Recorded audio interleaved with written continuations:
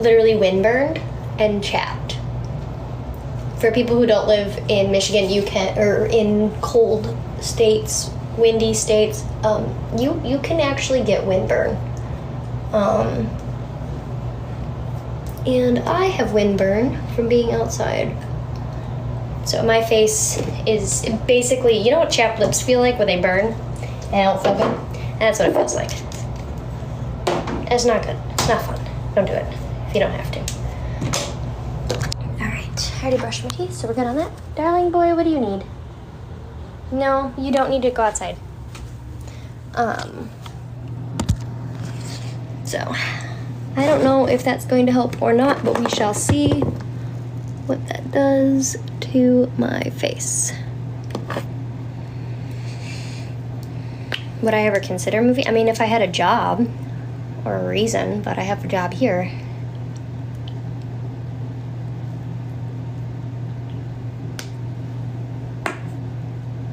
No, you guys are fighting, sorry. No, I don't know you, please use my name. I don't do the whole pet name thing with people I don't know. I think it's very weird. I also have really bad eczema right now, and my hands keep cracking. I work.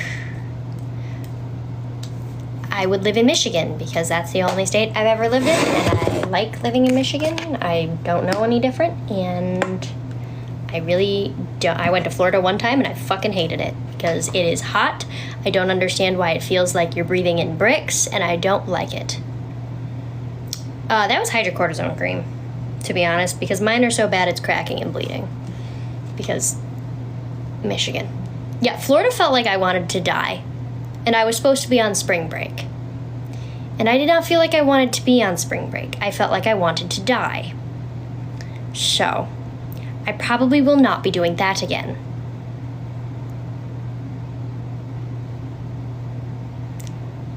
I don't know.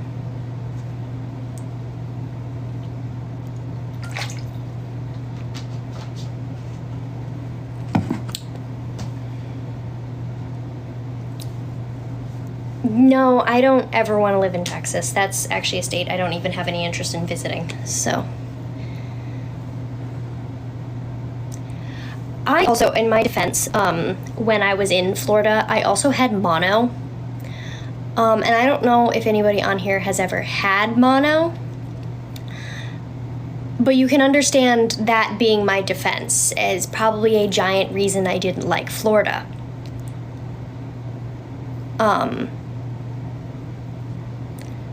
I had mono. I thought I was dying before I even hit Florida.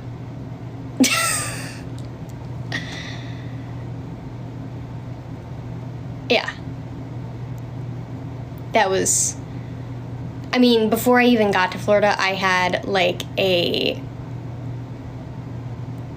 102-degree fever for like 3 days and just was not doing well. And then they told me it was strep throat and gave me antibiotics, which makes mono worse, by the way. If they misdiagnose it and give you antibiotics, it makes the symptoms of mono worse. So don't do that. And then I went to Florida on vacation for spring break.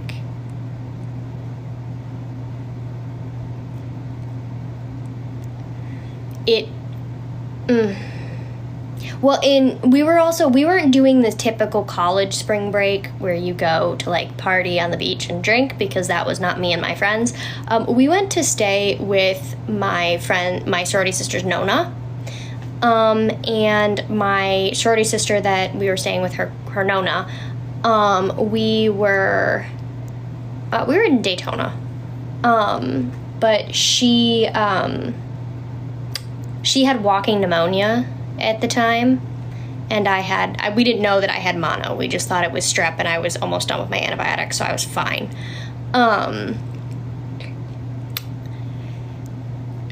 Turns out it was mono. But I'm 99% sure that Nona saved my life with her cooking. Because I don't think I would have survived had it not been for the Nona who was doting on us. Symptoms, you get the white tonsils, like with strep. You feel like you are... Okay, have you guys seen the Charles Dickens A Christmas Story, but like the older one with the live action, and Jacob Marley is dragging all of his chains? That is what you feel like when you have mono. You feel like you're dragging chains with very large weights on them, and you cannot move. And you also have a very high fever generally. And basically like you want to die. And I was in Florida for the very first time. And I am a Michigan girly. So you can imagine that with the fever and the mono sweats, because also you get night sweats when you have mono, and then being in Florida humidity for the first time in my entire... That was the first time I'd ever been anywhere warm, except for I went to Punta Cana in the Dominican for 4 days one time. But I was also... It was like 10 years prior to me having mono. So... we were straight up not having a good time. We tried to make the best of it because we had put all of our money that we saved for a trip into going to Florida.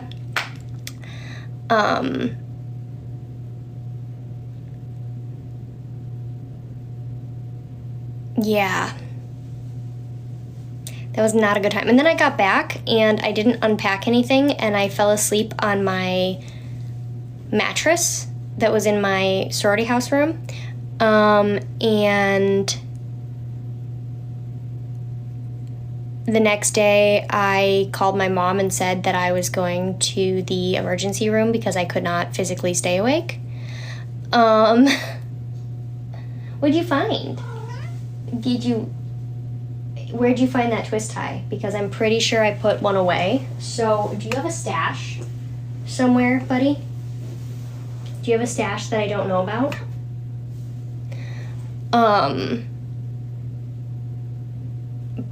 Yeah, sorry, his favorite thing in the world is twist ties. So we have to play with twist ties. But, yeah, so I went to the emergency room the next day, because I still had 102-degree fever. And ended up testing positive with mono, because you can also test negative with mono for like up to a week of having it, apparently. That's why I tested negative when they tested me the first time. They were just like, it's strep, even though my strep test was also negative. So, and then gave me antibiotics. But,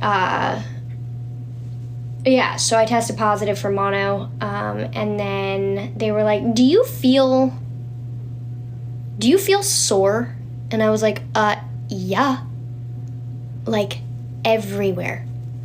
And they were like, yeah, but like right here. And I was like, yeah. And they were like, all right, we're going to take you for an ultrasound. And it turned out that my spleen was so enlarged. Thank you, buddy.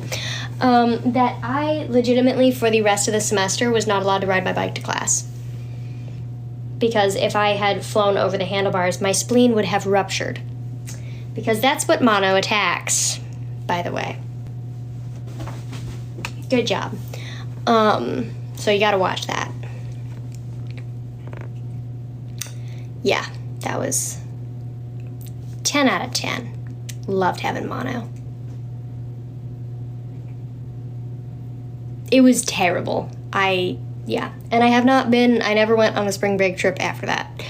Because I was like, well, I poured all my money into going to Florida, so. Here's the funny thing. I know where I got it.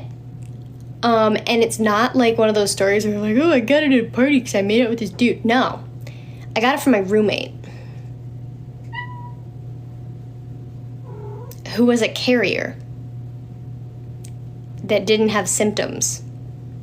And we didn't know it. Because her mother had mono when she was pregnant with her. And if you have the Epstein-Barr virus in your system, you keep it for the rest of your life. So you can have reoccurring mono, by the way. So I could have it again. It's in my system for the rest of my life. But because she had mono when she was pregnant with her. No, I had mono years ago. But my roommate must have had it flare up and didn't know.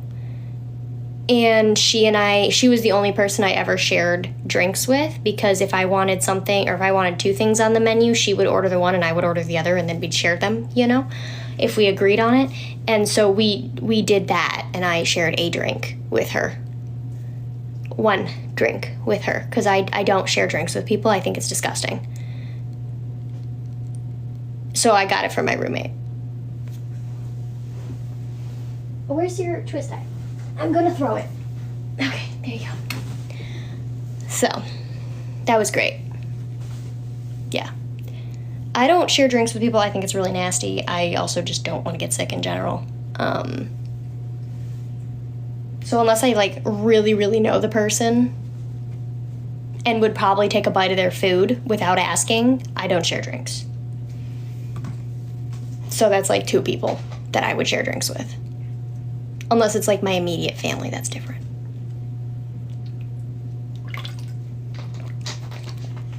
So, learned my lesson the hard way.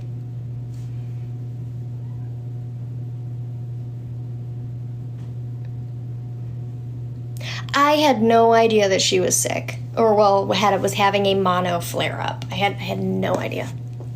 So. Yeah, as long as it's respectful. I hate the fact that I have to say that, but I do. You gonna bring it back? Severus? Severus? Psst. Where'd your twist tie go? Did you lose it?